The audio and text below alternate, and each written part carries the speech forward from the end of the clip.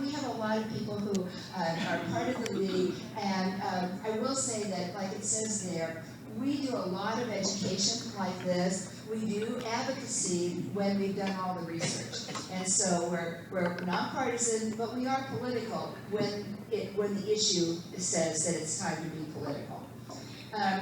There's nothing new here on some of this. You know, Florida has elections every 2 years.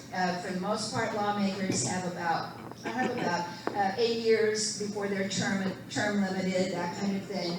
And you know about this stuff where the legislature meets for 60 days, sometimes in March, sometimes in January. But I wanted to draw your attention to the makeup of the current, the last legislature. There's a supermajority there, and those numbers 28 and 85 may be of interest to you as we go through the rest of these. So just to let you know that. Like most constitutions, our constitution basically talks about the rules and the rights.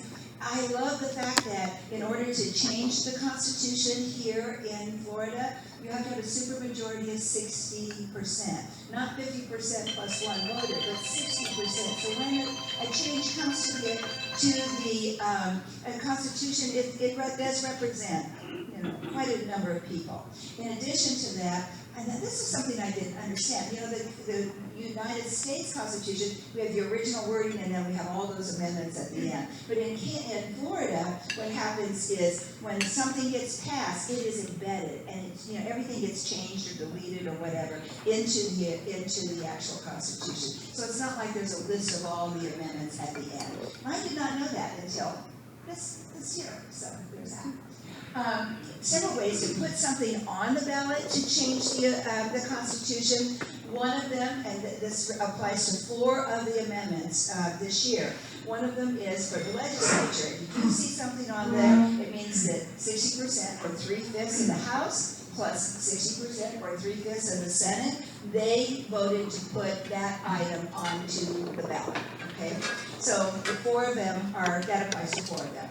The other one is called the Citizens Initiative, and I'm really interested in this one because there are only like 18 states in the country that have Citizens Initiative opportunities. The rest of it, it's not an option. For instance, it's not an option in Kansas. So just to let you know. So what I love about I recognize because of all the kinds of things. I know this number, 891,523 petitions had to be signed, they had to be verified. The Supreme Court had to say, yes, those are good, you can put this on the ballot. So that number had to be done in both of those. I will tell you that both of the amendments got well over 1 million. So it's not like that was the number and everybody's biting their nails and the one, Amendment 3, got 1 million, like way over. So there you go. So let's just get right into it. I want you to know that I'm presenting this, and there may be people in the audience who know a lot more about this. I did a presentation yesterday to the United Church of Gainesville, and there were people there that added so much more information. I learned a lot just from the people who were there. So if you find that there's something that is wrong or you have a question about, we're happy to do that. I did leave for you on the table a little bit of a summary of the six ones. I'm not sure if you need them, but I thought perhaps it might be helpful to you. And I put a couple pens on the table if you want that as well. So let's talk about the amendment number 1. The league does have a position on this one. As you know, school board members serve 4 years. They are generally paid positions. Some of them are pretty highly paid. And back in 1998, Florida voters said by an amount of 64% said, let's keep school board elections nonpartisan. So that has been in place, right? And so, and what's also interesting about this is that most of the states, altogether 41 states, also agree that school board elections should be nonpartisan. You shouldn't have to declare yourself a Republican or a Democrat or an independent. It's just nonpartisan. You just run because you want to serve. Now, if we go, just to let you know, if we were to go to partisan elections, that would mean that the primary would be affected, right? Because you now know that primaries, well, first of all, let me remind you, if you all voted in August, and there were only 35,000 people who did, okay, so if you voted in August, you elected 2 new school board members. You elected Leanna McNeely and Thomas Vu, okay? And that was open to, it was on both ballots, and any nonpartisan person could do that as well. So if you go to a partisan election, and this happens with anything that is a partisan deal, you eliminate 4 million people if those people decide that they're going to remain nonpartisan. They do not get to vote. Nonpartisan affiliations do not get to vote in primaries, and that's a choice. Okay. So anyway, so that is one of the things that you need to know if you haven't already figured that out. So amendment 1 says that, again, this is by the legislature. They said, let's make everyone who is running for school board elections declare their party. Okay, and it could be an independent party, but they need to declare their party. They have to list their affiliation, and it would begin in the next year. So if you vote no, it means that we keep things the same. Status quo, everything's the same, everybody gets to vote, and it's not partisan. I will say that down below in the small print, you don't necessarily, I just put that there to remind me so that I wouldn't forget to say this. Those people who support eliminating, making school board elections partisan, they say, well, this increases transparency. Those people who are running, now it's transparent as to what their views are. And really, in the big scheme of things, elections are already partisan, so why don't we just put it into the Constitution, all right? Now, those who oppose this say, well, we worry that this will increase polarization. How many have heard that word in this election? Polarization, oh my gosh. And they're concerned, there's some concern about increased politicalization. I mean, that's not easy to say. So increased politicalization. And so that's the concern for those who will say, vote no for this. Sometimes it helps to know who supports these amendments and stuff like that. So I don't have every single thing that's on here, but they're kind of informative for people. So as you remember, that there was a legislature that put forth this amendment, and you can see that it's, again, pretty much along party lines. Remember those numbers that we talked about before? So it's pretty much along party lines. And there is, on the opposing, we have the League of Women Voters of Florida, and all of these other ones as well. Now, I find there's an interesting juxtaposition on this one, because at the bottom of the supporting ones is the Alachua County Democratic Executive Committee. And that's I don't know what the conversation was. I really would have loved to have been a fly on the wall for that one. But in general, the Florida Democratic Party, the state of Florida says, vote no. Okay. All right. So there's that one. So let's go to this one.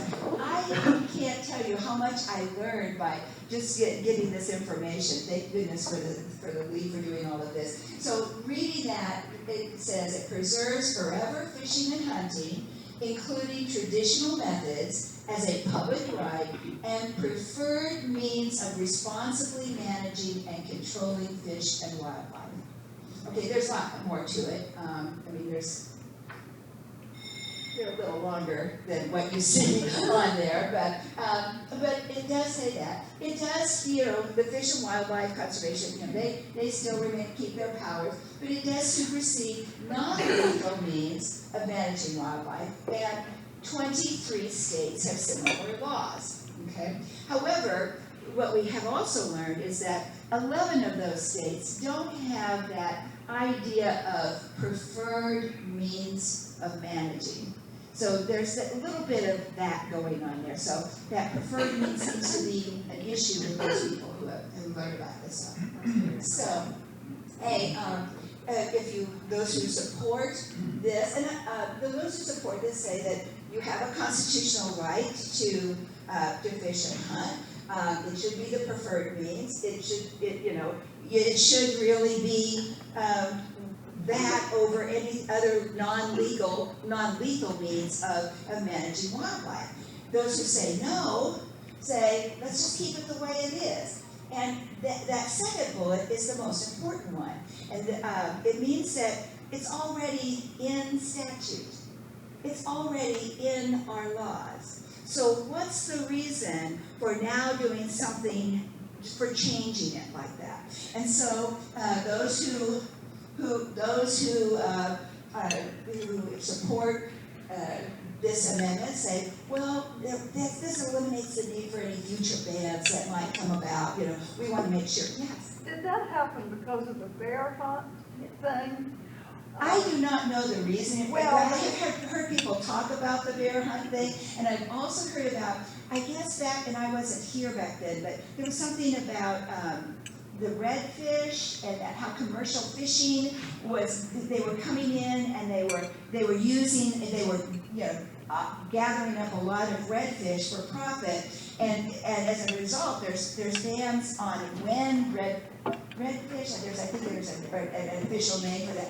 When it can be done, because as a result of that profit-making thing. But I don't know about. Well, I don't know why the legislature would put this up. The state wanted to shoot the bears, and then there was the idea of non-lethal ways of controlling them by people, having bear-proof containers. But a yes would say, yeah, we can go in and shoot all the bears we want to.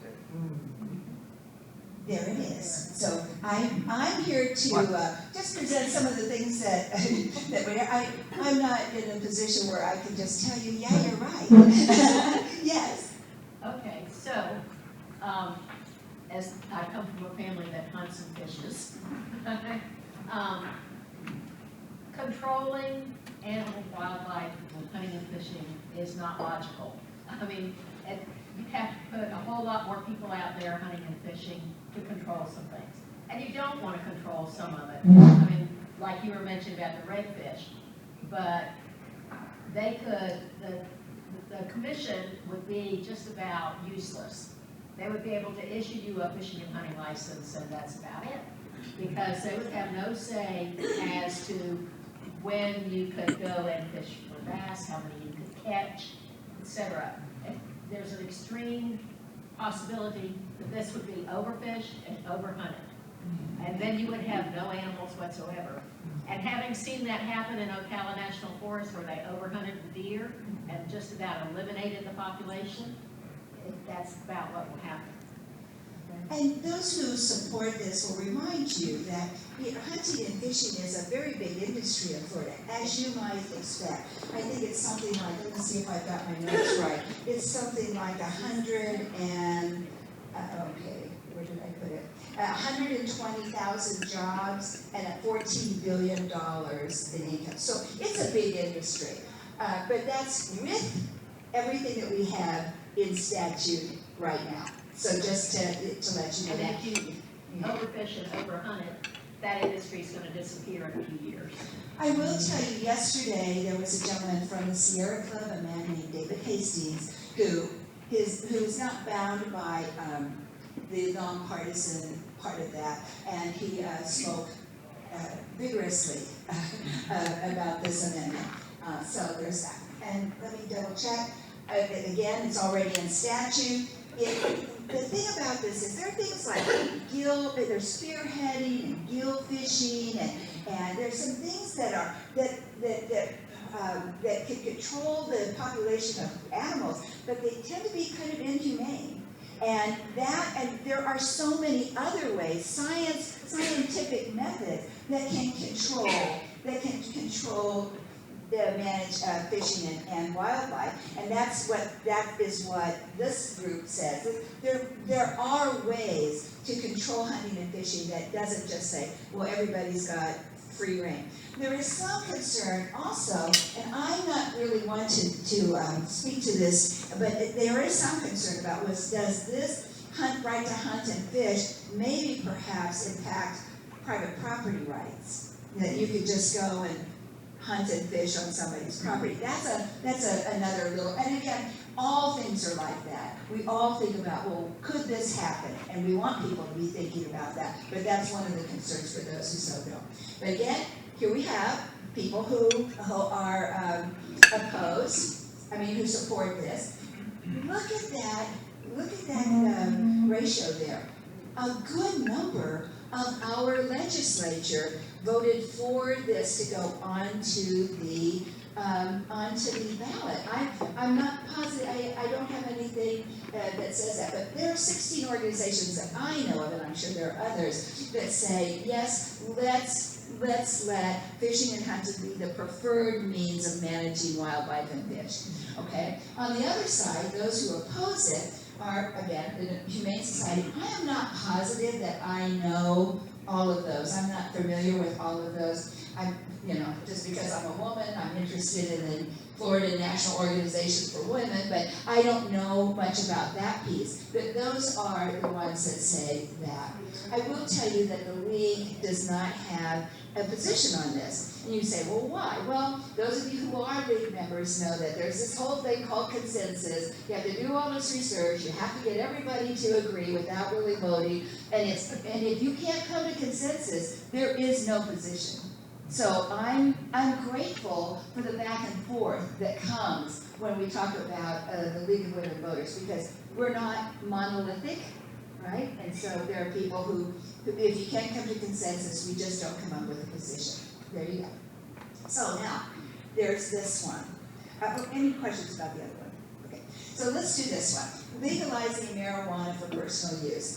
21 years or older, you probably already know about this stuff, that adults will be, able to purchase and use products and accessories. It doesn't protect them from federal law violations. What you know is that there's a limit is 3 ounces. 85 grams. Those of you who are scientists know what that means, I know. And so there's that kind of stuff. If it works out, they would be distributed, at least initially, through the medical marijuana distribution sites at this point. So there is an expected big boom to the state coffers, right? Because if you're selling to people who, now if you're selling it to people for personal use, then you're going to get to pay sales tax on that. You don't do that when you're just on the street picking up a joint or whatever. I don't know what that is. So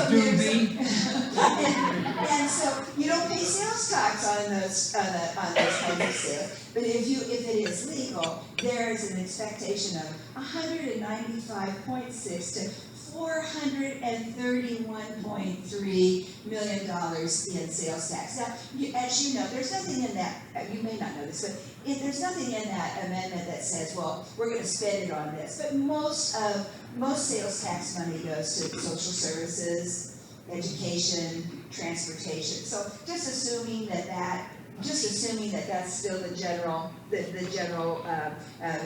combination, that you would expect that would go there. There are 24 states that have recreational marijuana provisions. Do any of you know of any states that are trying to get rid of it? I have a question. Colorado, I believe, had a very big problem with legalizing it. So I don't know anything about that, but if you do, could we tell us? I don't know it either. I was trying to find anything. I couldn't find any initiatives from states where they're trying to get rid of it, but I know that all states have, how do you end up working through it? How do you end up regulating it once it is legal? I will say that it's still going to be illegal to be used on any campus that takes federal funds, and it will still be prohibited on federal property. And so, and different, right now you can't go to the beach and smoke cigarettes. right? Because there are local laws that prohibit that. So that's what this is saying, that there will be local restrictions, there could be local restrictions based on that. This amendment does not change that. That's just what I'm reading. So, again, if you say yes to Amendment 3, then you can use it in a non-medical way if you're 21 years or older, and then it gives you that particular thing. And it does say that any other possession remains a crime. Now, I will tell you that one of the concerns about this one is that one of the reasons that some people say vote yes is that if by having legalized recreational marijuana, what you are eliminating is the criminality of smoking marijuana. Because having been a former high school administrator, what I know is that there are people who get into the system for crimes like that. So it takes away the criminality of it. Those who support saying yes on this one say it will, now you have somebody who's accountable. Now you have somebody who has to be transparent.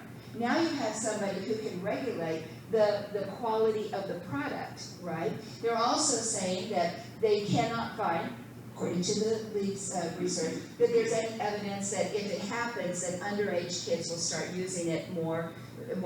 And there's also some evidence, and it's fairly recent, that when personal use of recreational marijuana goes into play, gang violence related to marijuana use has gone down by 12%. So that's what the leak is saying. So again, keeping it, if you say no, that means we just keep it the way it is. It was a citizens' initiative, I believe, that actually put medical marijuana into our Constitution. So it would stay the same, but it's still just medical marijuana. Okay? And again, I had to put this in because one of the things that the league had, they had a study that said those, and this is against the people who are opposing to it, and I just had to laugh. Those who use marijuana daily for 10 years may experience withdrawal. I'm just warning you right now. And so, and they have some concerns about, like smoking it has a concern about their lungs. So, but those are, I'm not gonna go into the quote from our governor. So, okay, there you have it, yes. I have a question about from people who have prior arrests for possession of marijuana, if they would be allowed to legally purchase marijuana at a later date? That is a very good question. So those people who have been convicted of marijuana crimes, would they then be able to purchase in the future marijuana? And I do not know the answer to that. It would give me something to look for, but I'm not positive about that. I don't know that I've seen anything in there that you have to be, yeah. I do know that there have been governors who have pardoned or expunged the records of some low-level crimes like that, but I don't know that that applies to Florida. Okay, but I'm gonna try to remember to see if I can find out. All right, so there you go. Mm-hmm. Those who support and those who do not,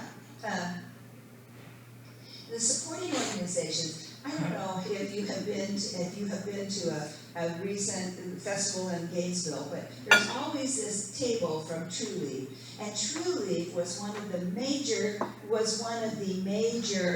contributors to push again for this particular one. They are the ones who run a lot of medical marijuana distribution centers. So I mean, I do not have any problem with people making money, but there were $54 million that were devoted to this campaign to get it on the ballot. I believe that Truly spent $49 million. So they have some. They're motivated, highly motivated for this one to get through. And so again, but looking here, You will not see the League of Women Voters of Florida on here, but you will see other ones that support saying yes to recreational marijuana. On the other side, as you can see here, there are plenty of people who are against it. One other juxtaposition there. Over on the yes, let's legalize marijuana. Florida Young Republicans are all for it, okay? But on the other side, the Florida Republican Party, not so much. So it's a little bit, not everybody has to agree, and that's okay with me as well. So. Okay, and before I go on, I don't know that I can answer any questions, but yes. The Florida Chamber of Commerce is opposing. What are their positions on this? Do you know? I don't know, but I don't know for a fact what they have. The things that I did not look it up, but I don't know. I will tell you, let me show you this. I have brought, in Spanish and in English, I have brought this. This is the printed voter guide. This is the printed voter guide from the League of Women Voters, and I have a stack of those there. Take as many as you want. We want them to be widely distributed. I also have it in Spanish because I picked up the wrong group the first time I went, and so we have that in Spanish. And then we also have, this is just really hot off the presses. We have the one that has to do with the local referendum so again, I have stacks of those over there. So, is that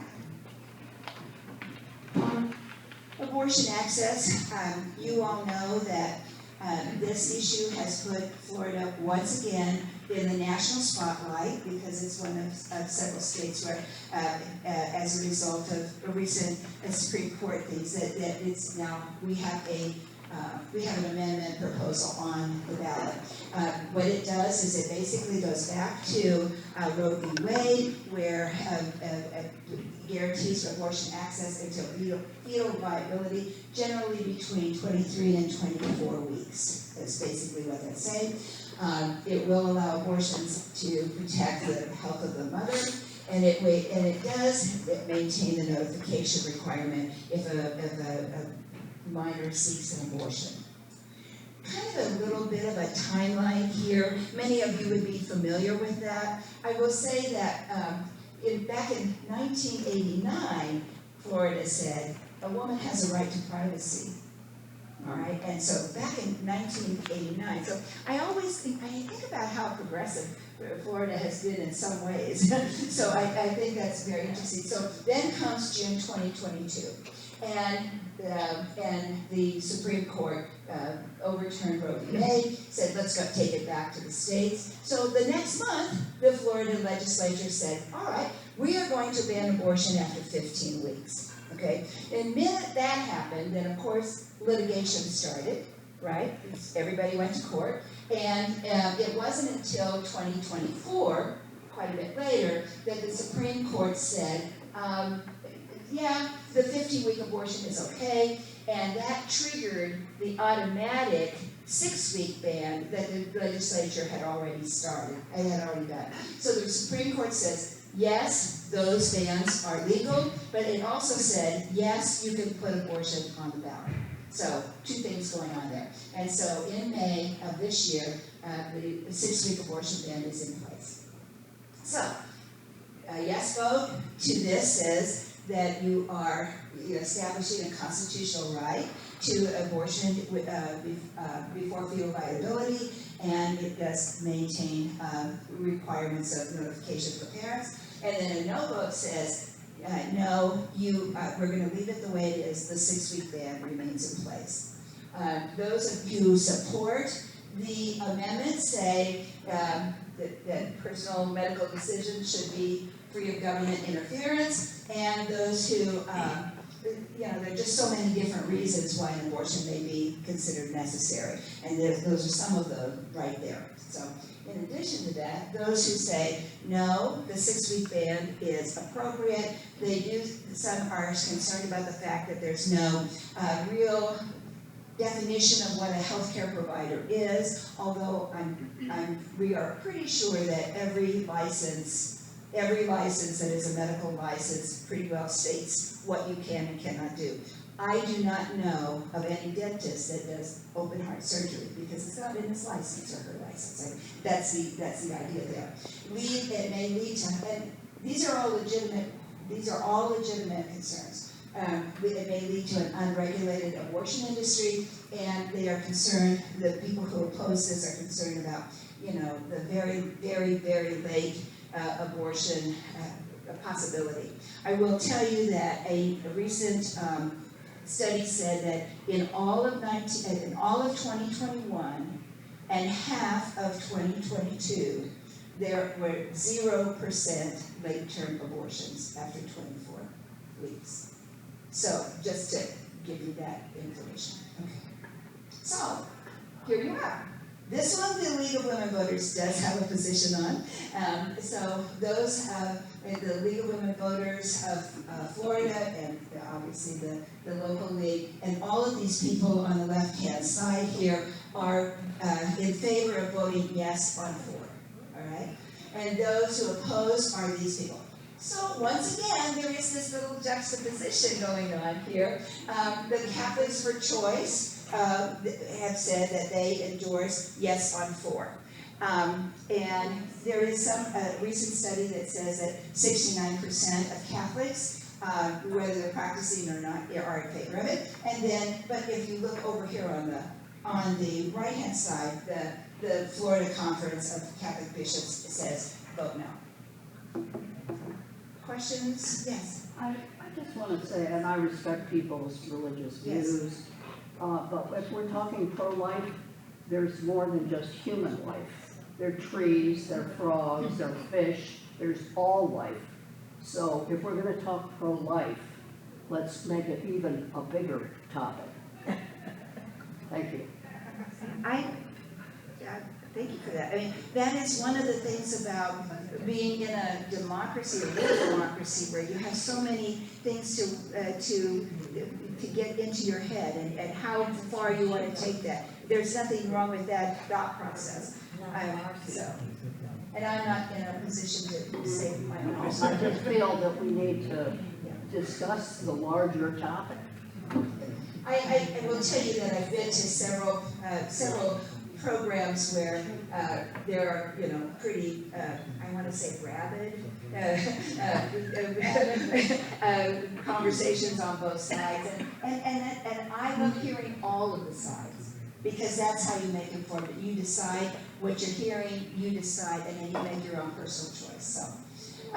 So now, this one is the most interesting one that I found, because I did not know any. Of course, I don't know a lot of things, but this annual homestead inflation adjustment is an interesting one that, once again, the legislature put forth, okay? And they are saying that they want to provide an annual inflation adjustment for the value of your property exemption, not counting school district, because school districts are included in this, and it would be made every January 1. So those of you who own your own home and have a home and have applied for the exemption status, then you know every year that you get a minimum $25,000 off the appraised value of your home, okay? And then this is where I get a little fuzzy, but I guess after that, if your home is between $50,000 and $75,000 in appraised value, then you get an additional $25,000.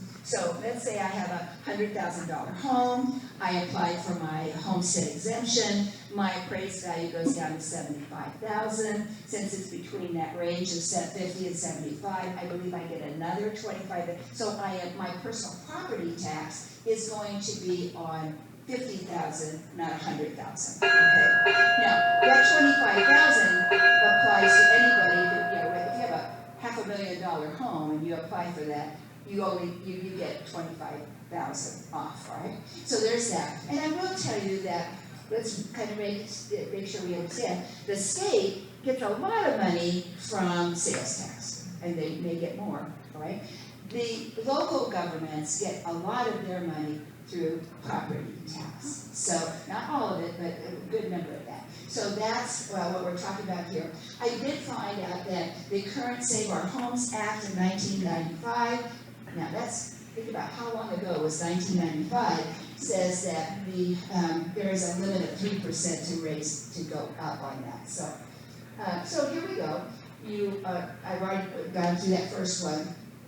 And you may remember this from the last election where the legislators said, hey, let's give EMTs, teachers, and law enforcement people, let's give them an extra $50,000 of homestead exemption. Let's do that. Well, that did not pass. It came close. It was 58.68%, but it did not pass. So it still remains the same as it is now. So vote yes says there's going to be an annual change in that based on the inflation tax of the consumer price index. And then if you vote no, there won't be an inflation exemption. And here's the two things that I see in the research here. There is some concern that this will have a very negative effect on local government financing, right? And one of the things that, and I have to pull up this because it's a statistic and I need to be able to say that, there is some concern that immediately there would be a $22.8 million in impact on local governments. Now, local governments use that, yes. It was, according to this, $22.8 million the first year. And I will also say that a state analysis, and I'm reading this from the notes, a state analysis found that local governments, excluding school districts, right, could lose more than $111 million annually by 2028. So now let's talk about where does, those property taxes are used to do what? They provide your police and fire service. There's a lot of local governments get that from, you get parks, and so that's what the concern is, that now all of a sudden there may be other that revenue may decrease and may force local governments to either, one, lower their services or raise their own mill levies to make that happen. Now there are 10 million people, there are 10 million homesteads in Florida. That's a lot of homesteads in Florida. And we know that this does not apply to anybody who is a renter. So you think, okay, renters will not be affected. But the problem is that if this were to happen, and this is again a thought process, maybe this happens, that's a concern, will it happen? If this happens, then because the local governments raise their rates, then the people who own property not in the exemption, who they rent their property, will they have extra taxes and therefore put more money, or now charge their renters more money for those leases? And we have 2.5 million renters in this state, and a good number of them are already cost burdened. I don't know if you've checked out how much it costs to rent someplace these days, but they are already. So there's some concern about that. So again, this is one of those ones that the league does not have a position on, because you have to really think about what do you value, what's important to you. Now those who say yes, the legislature says, well, this will give us more this will help the low-income people and that kind of stuff. But again, those who say no say we already have a cap, we already have additional exemptions for people. It says here, I had to look it up on my own little form, right? Low-income seniors, widows, widowers have a certain amount, veterans, deployed military, spouses of deceased first responders who died in the line of duty, and others. So there are already extra exemptions for those. So that's what people who say no are recommending, or saying. Okay? Questions? Yes? Just to clarify some things, says over here to raise the assessed value. Is that the same assessed value that's being addressed in the Save Our Homes caps? I believe so. Or are they talking about that 25,000 or that 50,000? Is that the number they're saying that they will start adjusting for inflation, i.e. your 25,000 exemptions will go up by X% a year? Or will 25,000 always remain the 25, or 50,000 always remain the 50,000? What I don't know, sir, but what I'm understanding is that this particular. What I don't know, I do not see, and I will need to look that up, but I do not see anything that says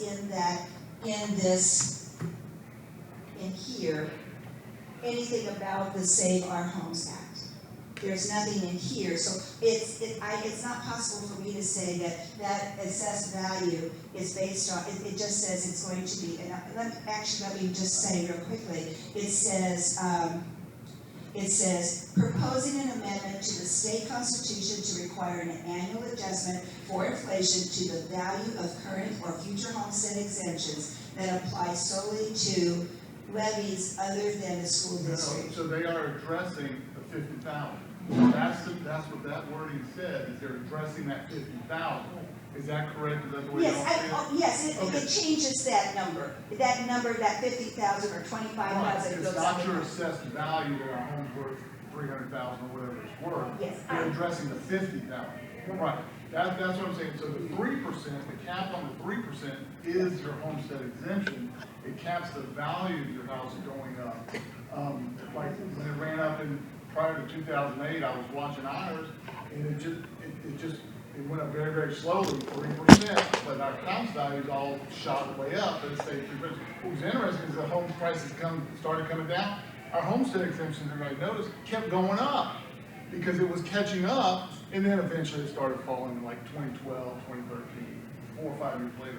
So they're addressing in this one the $50,000 number, that 50,000 should start increasing itself. Since our house values are going up and capped at 3%, that 50,000 should keep up with it also, or 25,000, depending on the value of your house. So yeah, I see now that they're talking about that 50,000 homestead exemption should go up by some number attached to inflation. And I will tell you that I am certainly not the expert on this, and every time I come to one of these meetings, I learn something new. And so I don't have that history that you have where you were talking about what was going on in this. And so, but the fact that you have paid attention to it is a good thing to know. Thank you for sharing that. The last thing I would say, something I'll research a little more, which I didn't even think of, does it affect our homestead portability for those that are moving, when you move from one county to another? If they eliminate your homestead portability, that would be real bad too. So we need to look at that and see if there's any portability that's going to be affected. Because you want to keep your portability. Now they haven't read the whole million. And I do not see anything that indicates that in this particular, and they're always very short and vague, but I do not know that. But the portability is a big deal. So.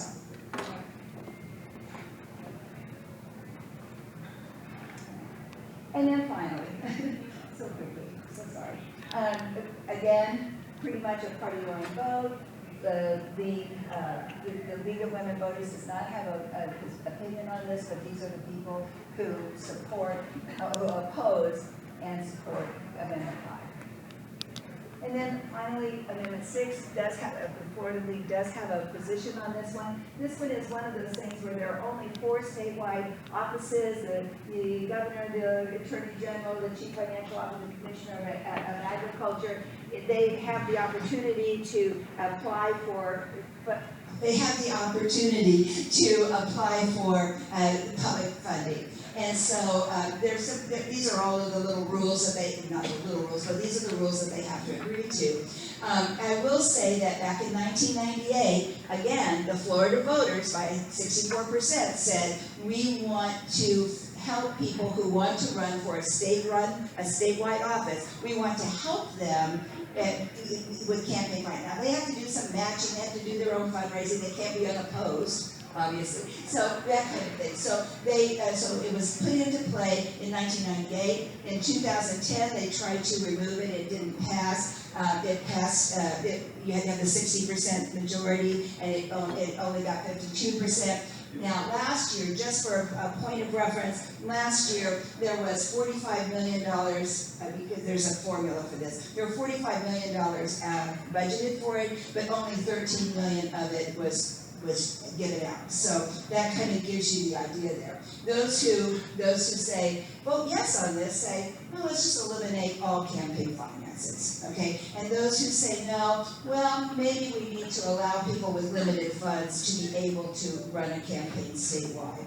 So, so that's basically, there's some concern here about, do we have, if we don't have it, does that just let big money take over, and that kind of stuff. So there's that.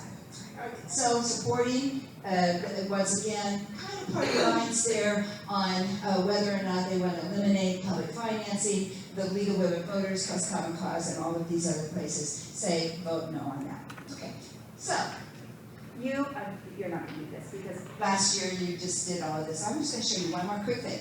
All right, I'm going to go right through here because you all saw this last year. Usually last meeting, you had all of that. You have a card on your desk that says what the league is saying. It's a little postcard. You also have a little business card that has all things voting on that. You know already about voting about this. How many of you vote by mail? May I ask? Okay, very good. I asked, we have a member who is a member of the voting services, and he also works for SOE, and he says there are 2 reasons why vote by mail ballots do not get counted. Okay, and I can see it. I mean, don't get counted. So this is one. You fill out you get your mail, you fill it out, you fold it up, you put it in the secrecy sleeve, you put it in the envelope, you seal the envelope, and you put it in the mailbox. All right, exactly. It's that signature, and that signature should match your voter ID. I mean your whatever it is you use if you haven't updated your driver's license and that kind of stuff. And I can't put my ballot in my husband's envelope. So there's that. The other one is that they just don't get returned in time. So the good news is that you can take your mail-in ballot to any of the early voting sites, and there's a drop box at every one of those, and they're open 9 to 6 every day. Here are all of the early voting sites, so if you have your mail-in ballot and you want to drop it off and not use the mail at all, that's where you can see that 9 o'clock in the morning to 6 o'clock at night, including weekends. And so there's that. I know you know all of this, but I will tell you, if you haven't gone to vote411.org and put your address in there, you might find that there are a lot of interesting things there, and that's it. So.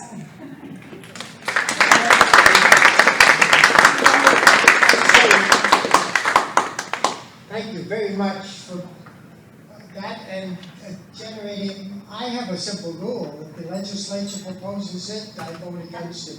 But, so that makes my life much easier. But I appreciate the league to go through it because these are complicated things. And that young man there who talked about whether the assessed value goes up or the value of your what is that number called? I don't even know what that 50,000 is called. What is that? I don't know. It can be up to 50,000, but it's called the homestead exemption. Homestead So exemption. the homestead exemption. And you have to, in our county, we get reminders each year from our tax collector that it's going to be automatically approved as homestead unless you've moved and that sort of thing. So just appreciate it. Now we're open to questions, if you have any now.